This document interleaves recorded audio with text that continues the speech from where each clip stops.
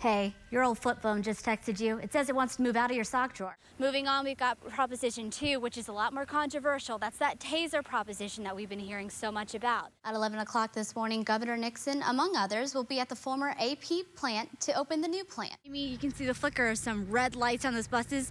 That means they are starting now. Many domestic assaults go unreported because people want to, quote, keep it in the family, or they just don't want to get involved in other people's problems.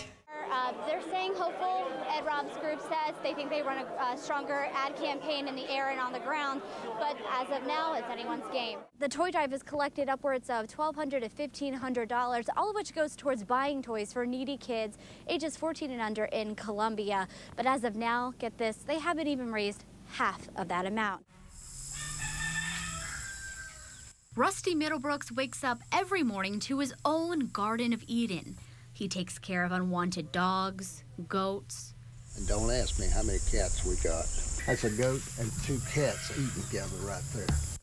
He says his animals are happy. Hey, Weltsy. Middlebrooks lives in a community of farmers. He says he and his neighbors are worried about Prop B, a ballot initiative backed by the Humane Society of the United States that would tighten restrictions on dog breeders.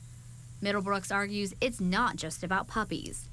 The Humane Society wants to get their fingers in the door on all animals and everything else.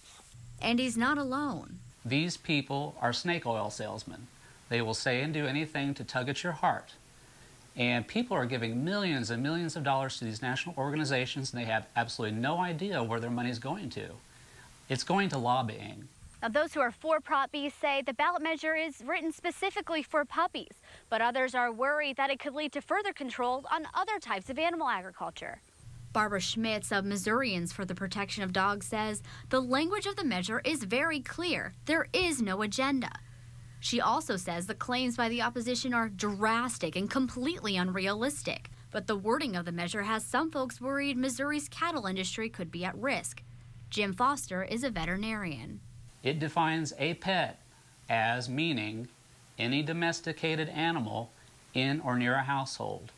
Dr. Mays and I both can look out our back door at our cattle herds. Most of the farmers here that raise cows, whether they raise cows, whether they raise goats, or whatever, feel the same way as I do.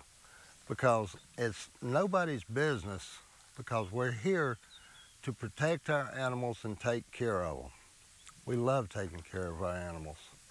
I love taking care of mine, that's why I have so many. And Middlebrooks says he knows his Eden could seem substandard, according to the proposition. With Smart Decision 2010, Erica Martin, KMU8 News, Salisbury.